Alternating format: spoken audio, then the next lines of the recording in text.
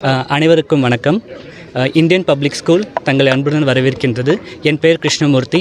இது ஐக்கிய நாட்டு சபை மாதிரி ஐக்கிய நாட்டு சபையை உருவாக்கியுள்ளோம்.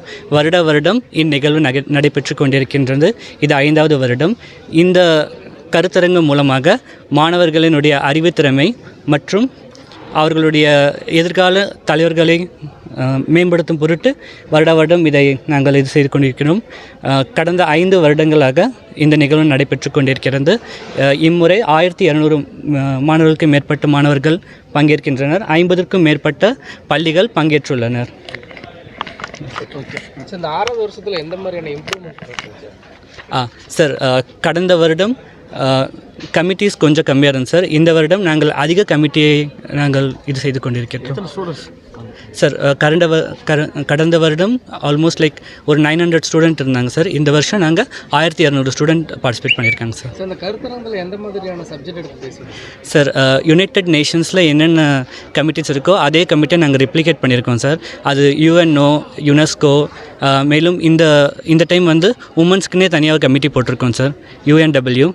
ஸோ இதன் மூலம் ஒரு ப்ராட் பர்ஸ்பெக்டிவ் கிடைக்கும்னு நாங்கள் நம்புகிறோம் சார். மாணவர்கள் எந்த மாதிரியாக இதில் ஈடுபட்டுக்கிறாங்க சார்? அதாவது நாட்டில் நடக்கிற பிரச்சனைகளை அவங்க ஆராய்ச்சி பண்ணி அதன் மூலியமாக அவங்க வந்து டிபேட் பண்ண ஆரம்பிப்பாங்க சார். இதனால் அவங்களோட எஜுகேஷன் எந்த அளவுக்கு இம்ப்ரூவ்மெண்ட் ஆகும்? அவங்களுக்கு வந்து புக்ஸின் தாண்டின விஷயங்களை அவங்க கற்றுப்பாங்க சார்.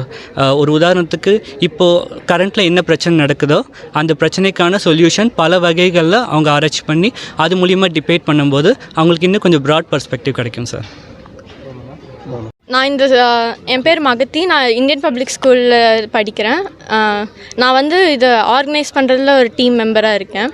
ஸோ இந்த ப்ரோக்ராம்னால வந்து லைக் ஸ்டூடெண்ட்ஸ்க்கு வந்து ஒரு ப்ராட் மைண்ட், ப்ராட் பெர்ஸ்பெக்டிவ் கிடைக்கும். அதே மாதிரி வந்து அவங்க லைக் ஒரு பெர்ஸ்பெக்டிவ்லேருந்து மட்டும் யோசிக்காமல் லைக் எல்லா ஸ்டூடெண்ட்ஸோட ஒப்பீனியன்ஸும் எடுத்து கடைசியில் வந்து ஒரு சொல்யூஷன் கொண்டு வருவாங்க அந்த ப்ராப்ளம்ஸ்க்கு.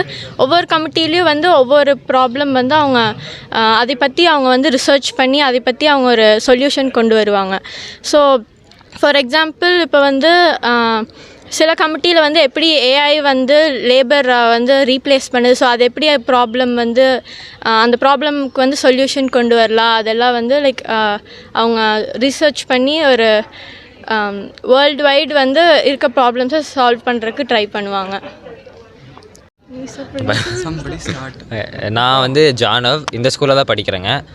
12th படிக்கிறேன். நான் இந்த ஈவெண்ட் ஆர்கனைஸ் பண்ணுறதுக்கு ஹெல்ப் பண்ணியிருக்கேன். பார்த்திங்கன்னா இப்போ நடக்கிற பிரச்சனையை பற்றியும் நாங்கள் ரொம்ப ஸ்டூடெண்ட்ஸ் என்கரேஜ் பண்ணி பேச வைக்கிறோங்க. UNEPன்னு ஒரு கமிட்டி இருக்குது. அதில் பார்த்திங்கன்னா கிளைமேட் சேஞ்ச் பற்றியெல்லாம் பேசுவாங்க, இப்போ கரண்ட்டாக இருக்கிற ப்ராப்ளம்ஸை. அது போக பார்த்திங்கன்னா டைசெக்னு ஒரு கமிட்டி இருக்குங்க. அதில் வந்து இஸ்ரேல் பாலஸ்டைன் கான்ஃப்ளிக்ட் இருக்காங்க, அதை பற்றி பேசுவாங்க. ஸோ ஸ்டூடெண்ட்ஸ்க்கு வந்து நம்ம நாட்டில் நடக்கிற பிரச்சனை மட்டும் இல்லாமல் உலகத்தில் இருக்க எல்லா பிரச்சனையும் பற்றி அவங்க புரிஞ்சு அவங்களா வந்து ஒரு தீர்வு சொல்லுவாங்க. அதுக்கு நம்ம வந்து எல்லோரும் சேர்ந்து இது பண்ணணும்னு. அதனால வந்து பார்த்திங்கன்னா இப்போது நம்ம படிக்கிறதை தாண்டி ஒரு ப்ராட் பெர்ஸ்பெக்டிவோட ஜென்ரல் நாலேஜ் அதிகமாகும் ஸ்டூடெண்ட்ஸுக்கு ஆவரேஜாக.